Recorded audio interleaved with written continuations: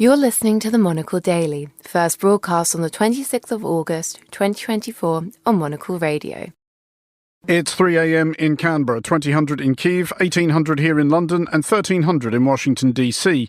That's the time on Monocle Radio, brought to you by Chanel Watches. Russia unleashes one of the heaviest bombardments of its rampage in Ukraine. The Middle East steps back from the brink, or has it?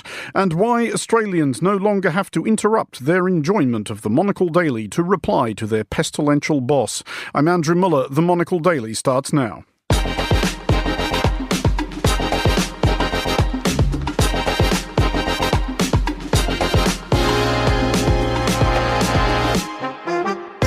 Hello and welcome to the Monocle Daily, coming to you from our studios here at Midori House in London. I'm Andrew Muller. My guests Robin Brandt and Carol Walker will discuss today's big stories, and we'll find out how cheap Chinese manufacturing may help save the planet. Stay tuned, all that and more coming up right here on the Monocle Daily.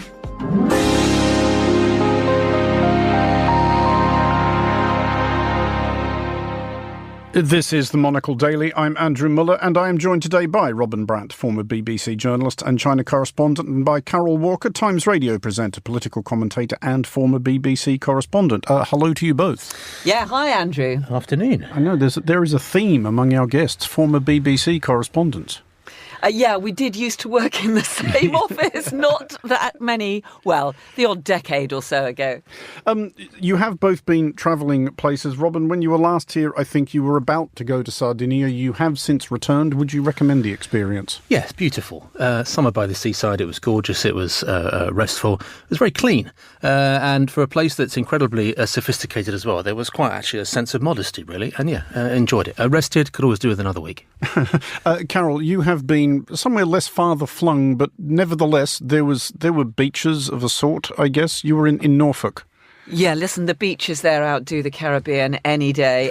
Listen, it's been absolutely glorious up there. And what's more, last week was the local... Are you telling me that somewhere in this benighted island is having an actually pleasant summer? Listen, I've been enjoying the glories of the clear blue waters of Norfolk, which fortunately seems to be less seriously afflicted by the sewage outflows, which are a nightmare in many parts of the southwest of England. And what's more, we had Chroma Carnival. Now, this may not be quite on the scale of the Notting Hill Carnival, which has got 1 million or so people just up the road here in London, or Rio. But let me tell you, it's big news in Norfolk. What goes on at the Chroma Carnival, other than, a spot of witch burning? Are you sure you want to ask?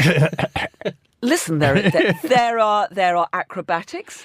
There's a fly past of one very, very old hurricane bomber. There's a parade of floats with people dressed as various strange local characters. There's a motorcycle display team.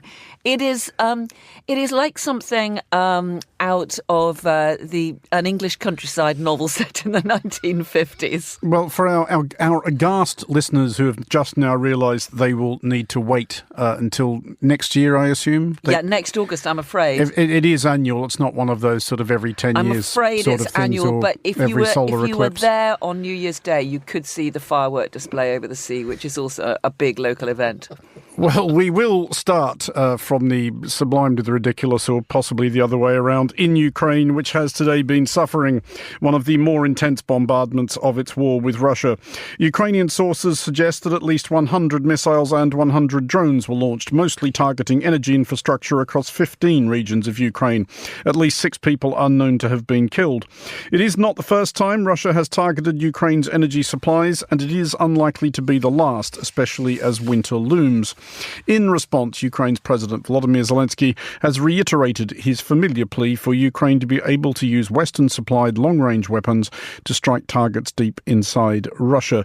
Robin, first of all, I mean, it does seem like an almost inane question at this point, but is there any strategic logic to this from Russia's perspective, or is this just the characteristic petulance with which Russia has set about this task? Well, it's a reminder, isn't it, that this is a conventional war, a war that 30 years ago in Europe we didn't expect to see again, but it's also an economic war.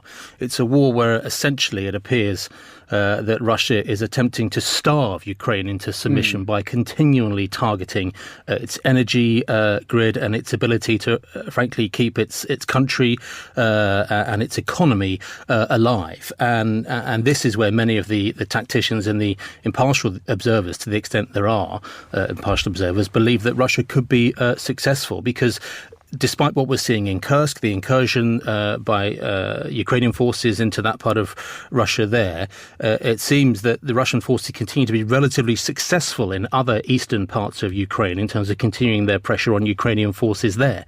And this war of attrition in terms of Ukraine's economic ability to survive is what is at the very heart of Russia's tactics in terms of trying to be successful, or at least cause some kind of a stalemate where they can negotiate upon the current terms.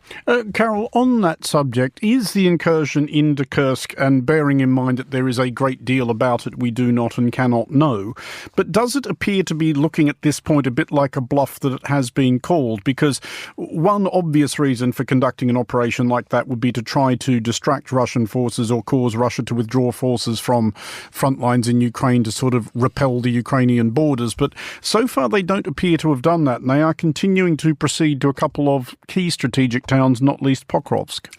Yeah, I think there are several objectives to that incursion into Kursk. One was simply to try to boost the morale of the Ukrainians when there was this sense that the Russians were slowly gaining ground along the east, and there certainly looked less and less of a prospect of the Ukrainians actually managing to push the Russians out. I think that Zelensky is delighted to have embarrassed President Putin, and undoubtedly he has. You've got Ukrainian journalists reporting on the ground in Kursk, talking to Russian civilians who are bewailing President Putin for leaving them at the mercy and allowing Ukrainian forces to invade onto Russian soil. It was interesting. I was talking to a senior Ukrainian MP at the weekend who was saying that they believed that the most recent prisoner exchange, which had actually been instigated by Russia, and apparently this is unusual, was partly because President Putin was concerned about the effect on morale of having particularly young Russian conscripts taken captive by the Ukrainians. But I think Ukraine also wanted to show to the West, look, all those threats from Russia that they're going to use tactical nuclear weapons, it's not going to happen. It's all bluster from the Kremlin. Give us what we want. Help us to strike at Moscow to try to win this war. And that is what we need. And I think that they were hoping that this could help as an additional argument as they try to push for the right to use those longer range, those Storm Shadow missiles against Russian targets. Well, on that thought, Robin, given that Ukraine has now bitten off an actual chunk of Russian territory and run up its flag over a few small town halls, which would have been regarded as an unthinkable / intolerable escalation really not that long ago, and weirdly, where the Kursk incursion is concerned, most of Ukraine's allies seem to be going, well, okay, fine, whatever, as indeed, weirdly, does President Putin.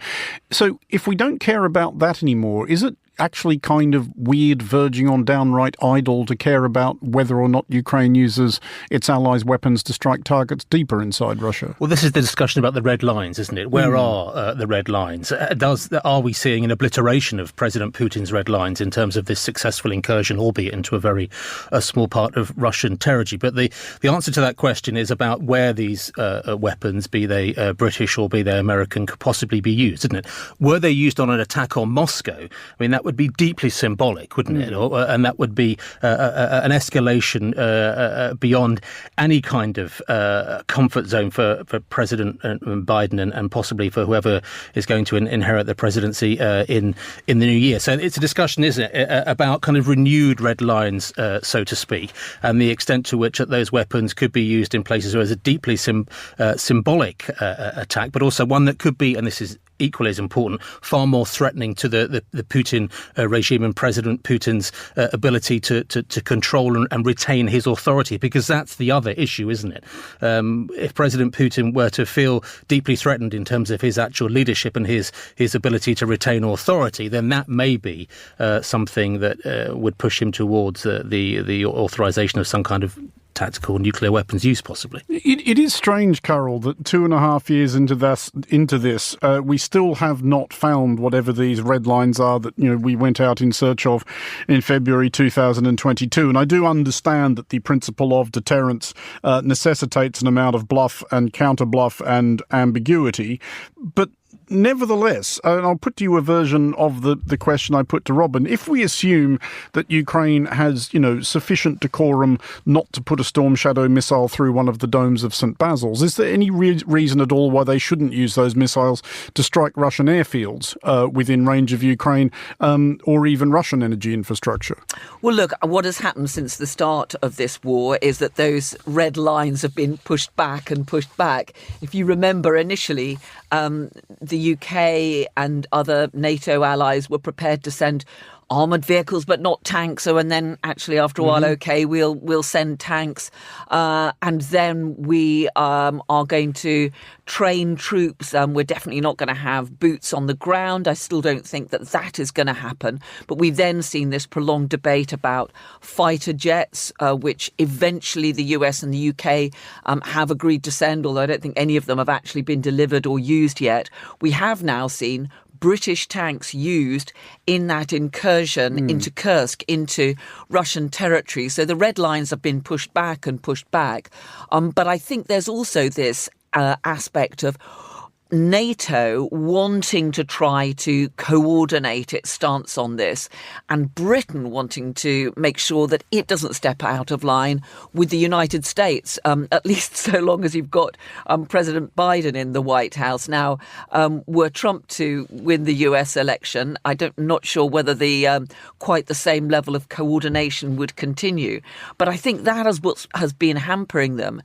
I think at this stage it's still unlikely to see that permission change to allow those longer range missiles, because I think the feeling certainly in the White House from President Biden is that it would just be a step too far in terms of drawing the US and allies more directly into conflict with Russia. But we've certainly seen those red lines pushed back. And I think the problem is that Ukraine clearly feels that despite that successful, in their eyes, incursion into Kursk, it hasn't stopped this widespread series of attacks that we've seen today, which has clearly been a horrendous experience for many Ukrainian citizens and damaged more energy infrastructure. But Russia continuing to make gains along that front along the east of Ukraine.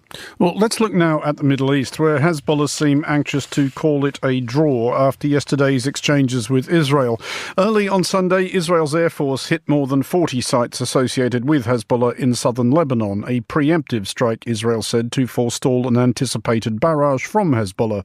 Hezbollah nevertheless did manage to launch several hundred rockets and drones at Israel. This, according to Hezbollah Secretary General Hassan Nasrallah, was the long-anticipated response to Israel's assassination last month of senior Hezbollah military official Fouad Shukr.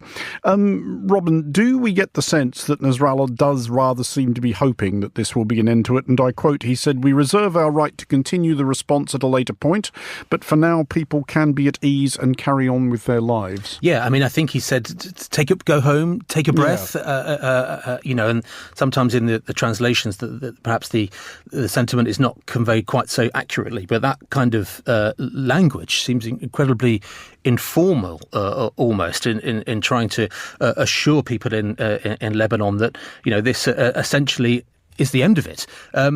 What fascinates me about these continued tactical confrontations, both in the north and I think also some of the confrontations we've seen in Iran and across Syria is the role of Iran and the extent to which that it has not been able to sufficiently defend itself against precision air attacks from Israeli forces. It hasn't been able to prevent the assassination of Ismail Haniyeh, the Hamas leader, on its territory. And its attacks on Israel were fairly convincingly thwarted by Israel's defensive military capabilities, all at the same time as we had domestic political upheaval and the arrival of a new administration in Iran.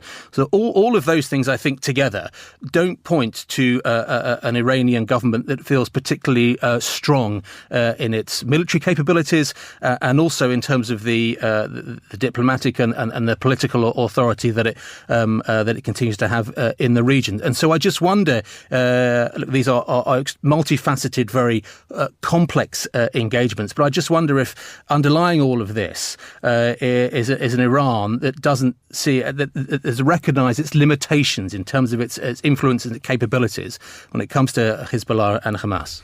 Carol, where Nasrallah is concerned, I do sometimes wonder if we underestimate the plain and simple human factor in the decisions that people such as him make, and the degree to which fears for his own safety may be factoring into his thinking. I don't know, and nobody knows, I don't think, where he actually is. I suspect he doesn't get out much.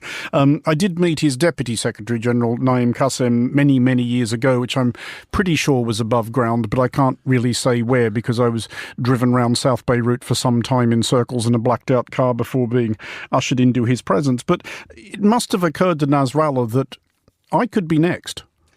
Well, look, I think underlying all of this, it's clear that Hezbollah does not want an all-out war with Israel, and Israel does not want an all-out war with Hezbollah. There are clearly both feel the need to, in Hezbollah's case, to, as you say, carry out a reprisal for the attack on one of its commanders, Fuad Shukr. Israel says that the strikes that it carried out across Lebanon were because it was expecting an imminent attack, and Hezbollah did launch some 300 drones and other missiles at Israel. But it seems that neither side really wants to go into an all-out war. And the other factor, of course, in all of this is the fact that there are still negotiations going on towards trying to achieve a ceasefire and a hostage exchange in Gaza.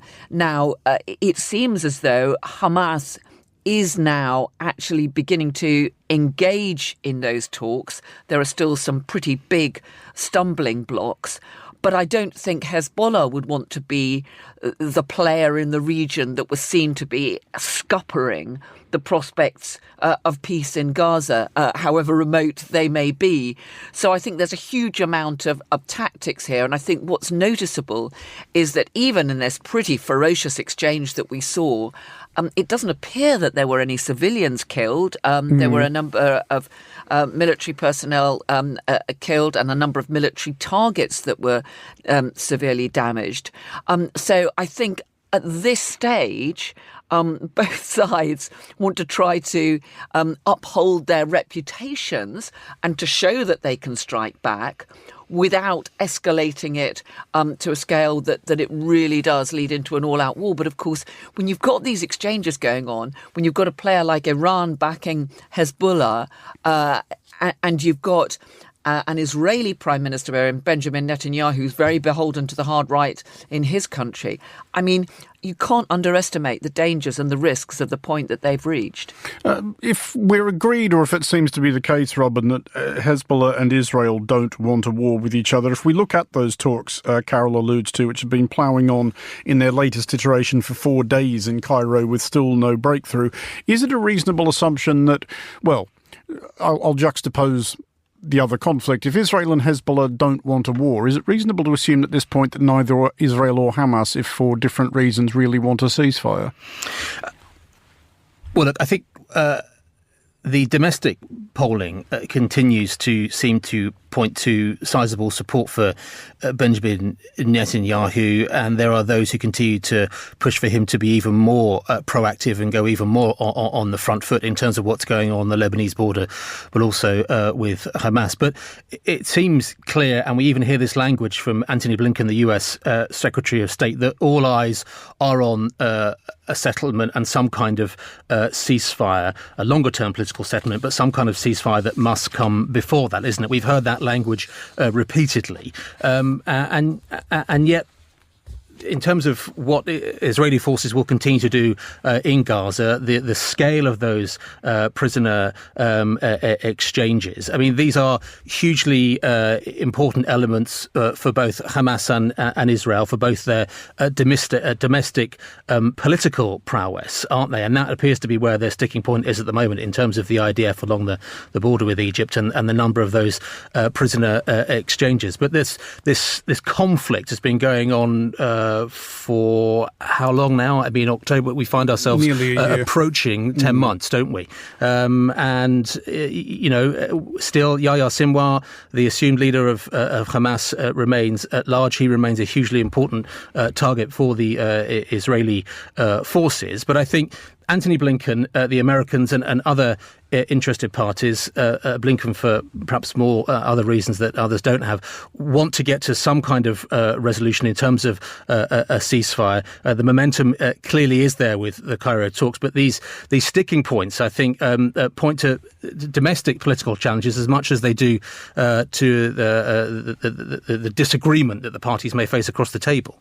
Well, let's look elsewhere, and it has been increasingly apparent for some while that the governments of democracies have begun to sympathise with some of their less freedom-loving counterparts where the big social media platforms are concerned.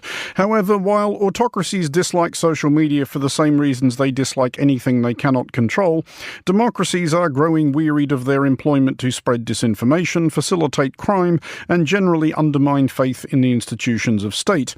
For these and perhaps other reasons, Telegram founder Pavel Durov was surprised when stepping off his private jet in Paris to be welcomed not by a driver in a peaked cap, but by the gendarmes. Carol, his detention has been extended. There are no charges as yet. What would appear to be going on here? Well, I think there are a lot of questions that we don't know because he hasn't been charged. We haven't seen what the charges are. The suggestion seems to be that the French authorities believe that he has allowed the Telegram platform to be used by criminal actors and people who are engaged in high-level crime. But I think there is just so many huge questions here. He's known as the Russian Mark Zuckerberg. He was originally a Russian citizen. He now seems to have citizenship not just of France and UAE, but a couple of other countries as well. And the whole point about the Telegram app is that it has been used because it can be encrypted, it's been used as a messaging service by the military in the past. It's been used by the Russian military. It's also, incidentally, been used by Russian opposition groups. And it is the channel of choice of a lot of far-right groups as well. So what is unclear at the moment is whether this arrest is connected in any way with that, or whether this is just about criminal gangs using it in order to communicate. But I think the other factor of this is that this is going to be watched very closely around the world because there's this wider question, isn't there, about how any individual governments can ensure that rules are followed on these global platforms, such as Twitter, as well as Telegram and others. And so I think this will be seen as a test case as to what kind of charges the French think they can bring and whether they can make them stick. Well, it's a test case, and not for the first time, Robin, of what a social media platform actually is. And the tech-bro libertarians who run them tend to put forward the view that, nobody would have considered taking British Telecom to court because people used one of its phone lines to plan a bank robbery. But this is not quite the same thing, is it? No, I mean, British Telecom, as far as I'm aware, may not have had legal obligations in terms of moderation, in terms of content, in terms of published material on its platform. And I think that's where the legal differences lie, isn't it? I mean, we're seeing something that reminds me of the discussion that was had around big tobacco 20, 30 years ago in terms of, we roll it up, we smoke it, but what you do with it is up to you. The obligations, particularly in the European Union, and this arrest reminds us of what the European Union and what legislators within the Union are doing, and they see their role as being far more proactive, don't don't they, in terms of policing this space and holding some of these platforms and in this case, some of their owners to account. But I'm fascinated by all of this because there's a discussion around ownership and obligations. And as I said, that reminds me of some of the discussions around big tobacco. And look, firearms manufacturers have been sued in the US successfully by individuals and class actions because of tragedies or crimes that were committed with the products that they made. I was a user of Telegram for 6.5, 7 years during my time in China. It's a very useful tool if you want to have something close to private, secure communications. That's my personal experience. Its encryption was absolutely crucial for our ability to have what they call in military terms operational security.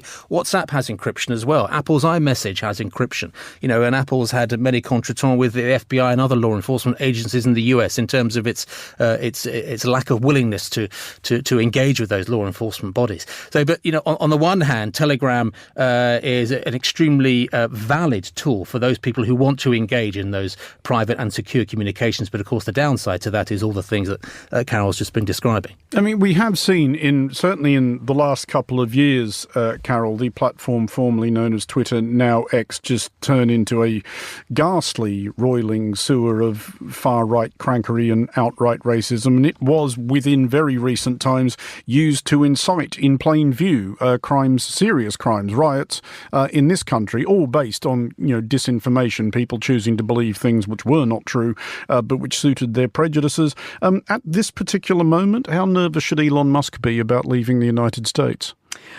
Well, it's an interesting thought, isn't it? Especially as he had a massive go at the British Prime Minister, didn't he? During those riots.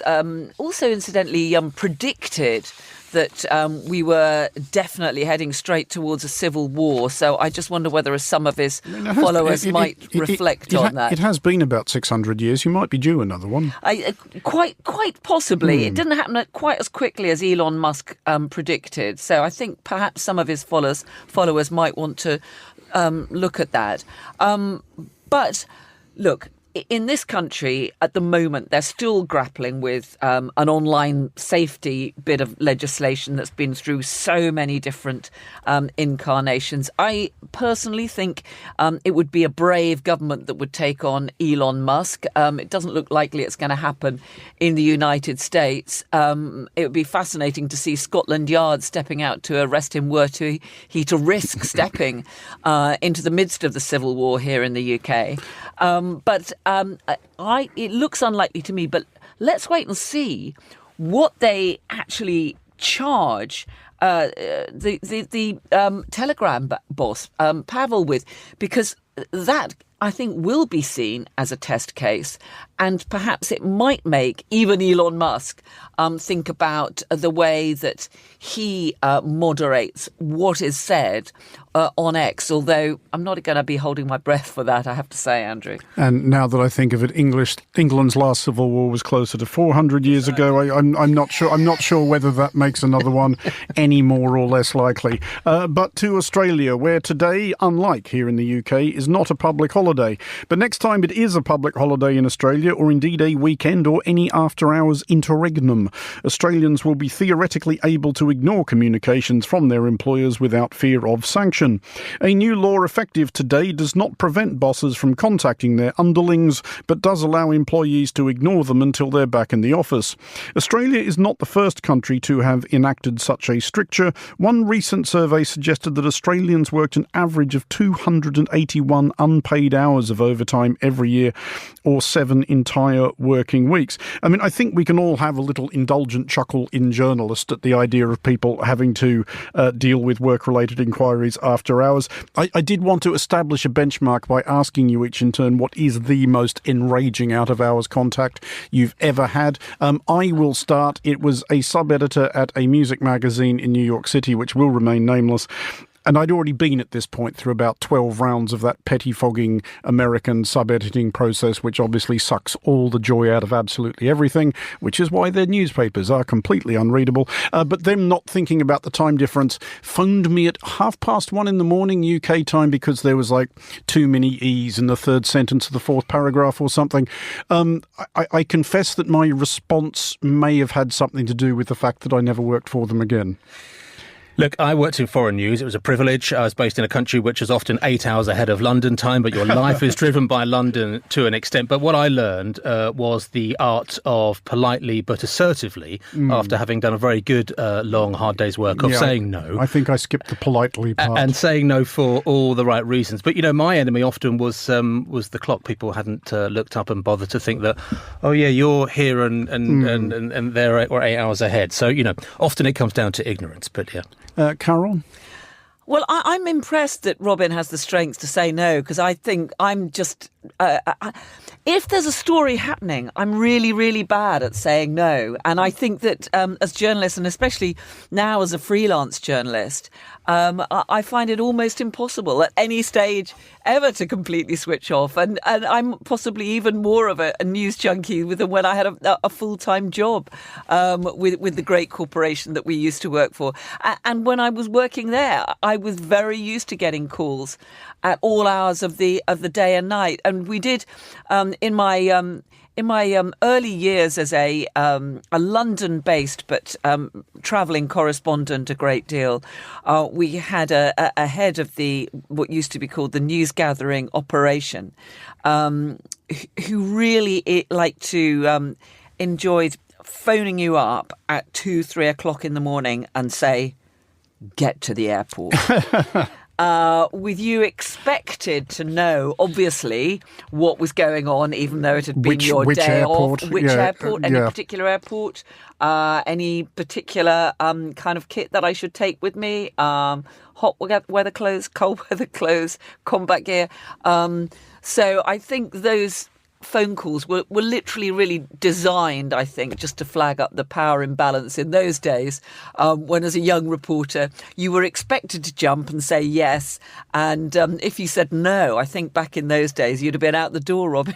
Well, but Robin, if we apply this stricture then to non-journalists, i.e. people with some sort of actual sane people, actual work-life balance, proper people, is this broadly fair enough? Because in Australia, at least, and other countries do vary, there's no law against your boss contacting you out of hours, but you can decide whether or not to reply. And obviously that will tilt the field towards ambitious psychopaths, even further than it already is. Should it not be the other way around? Should the onus be on the bosses to leave people alone out of hours, unless, the building's on fire or something? Well, you can imagine the corporate lobbying that's gone on, can't you, on a federal level around this kind of legislative process. But what it does, doesn't it, is it gives protection for mainly perhaps people who are more vulnerable within a workplace to a corporate culture, which many people think is becoming corrosive at times. And there are people within corporate structures in particular who need that legislative protection. It also gives people the choice, doesn't it, of whether to engage, whether to respond.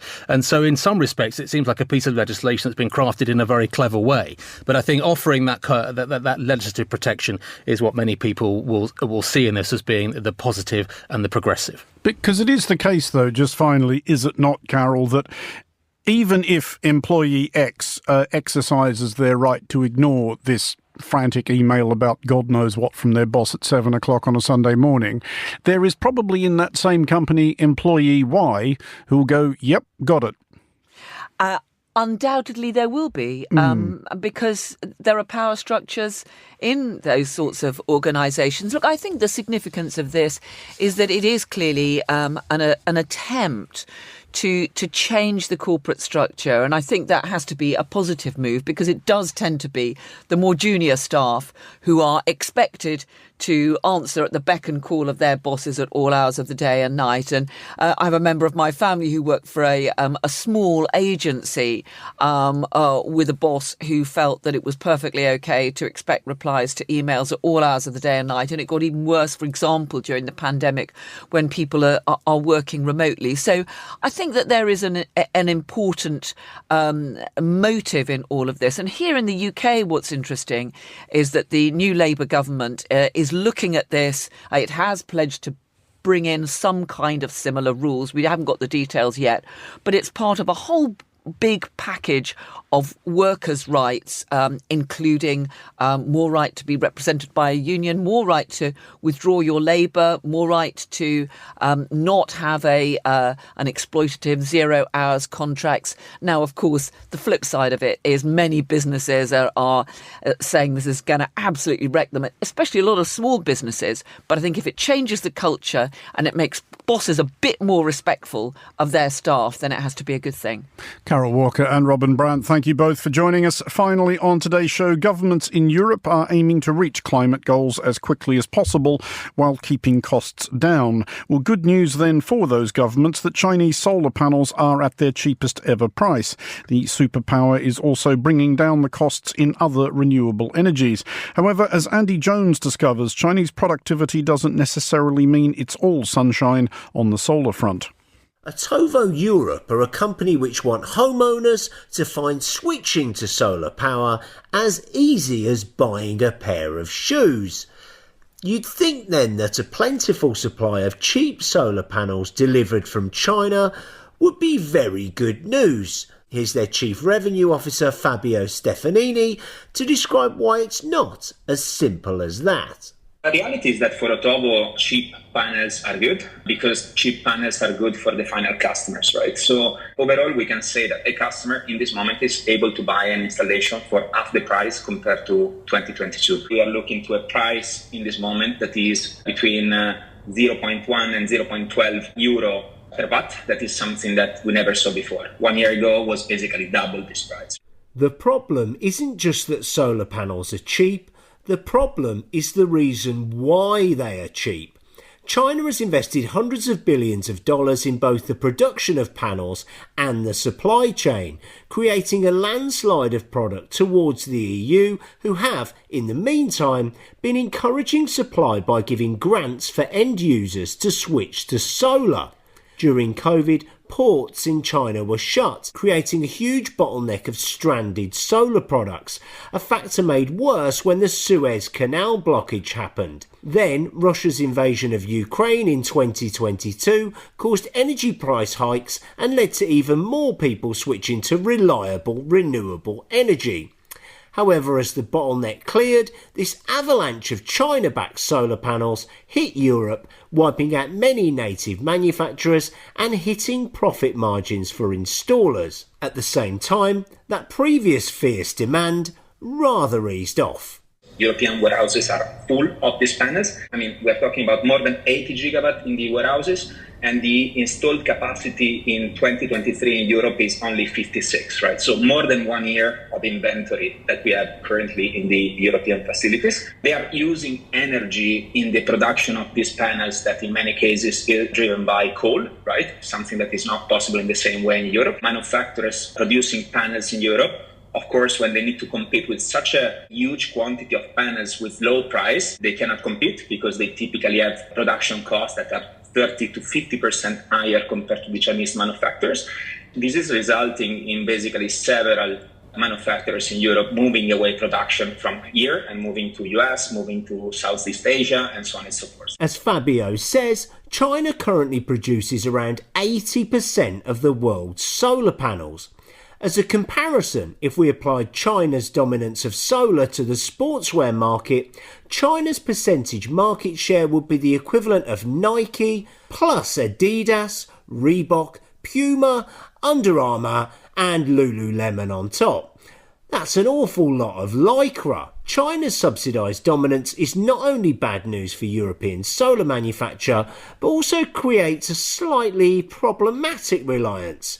Something Europe has learnt to its cost with Russian fossil fuel. In general, having a country that alone is producing 80% of the world demand is a problem, right? Is a risk because it's dependent on the action and the ideas of a single government, right? So I think rebuilding an industry in Europe for the medium to long term is crucial. We need to diversify as much as possible the production power that we have across the world. The US is taking some appropriate actions in order to support manufacturers, and indeed some European manufacturers are moving to US because they get better conditions. So if they aren't losing manufacture to China, the EU also risk losing it to the US. Europe and its partners are being accused of making similar mistakes elsewhere in renewable energy. Just ask CEO Frederick Mowell, whose company Highstar make electrolyzers for green hydrogen. You don't want to see artificially low prices which have been created by government subsidies. That's something that would skew the competition. But there's definitely a push in China for this industry. What you saw in the solar panel industry is that industry is completely commoditized by now. Competition is not necessarily a bad thing. It can be a good thing, but it should be fair competition and competition, playing by the same rules. So concerned are Highstar that they were one of around 20 similar companies to sign a letter to the EU asking them to help curb what they see as Chinese overreach, as well as protect European jobs, increase investment and remove bureaucracy. Although a little bit of that EU red tape can actually be quite helpful to the home team. So-called very cheap Chinese electrolyzers, not necessarily as cheap as they look initially. Once you add all the certifications that you need to comply with, technical standards, safety standards, engineering standards, what we're being told by customers we're talking to is then the price difference washes out to a large degree. To give a scale of the task ahead for Europe's solar and other renewables markets, the EU is currently able to produce 5 to 6 gigawatts of solar panels per year and is hoping to increase that to 30 gigawatts a year by 2030. Today, Chinese solar panel production is already at 1,000 gigawatts a year. Instead of giving grants to help the end user switch to renewable power, which ultimately means more sales for China, Europe needs to consider instead how best to invest its precious funds in a long-lasting manufacturing infrastructure. Andy Jones, thank you. And that is all for this edition of the Monocle Daily. Thanks to our panellists today, Robin Brandt and Carol Walker. Today's show was produced by Hassan Anderson and researched by Monica Lillis. Our sound engineer was Flynn Simons. I'm Andrew Muller here in London. The Daily is back at the same time tomorrow. Thanks for listening.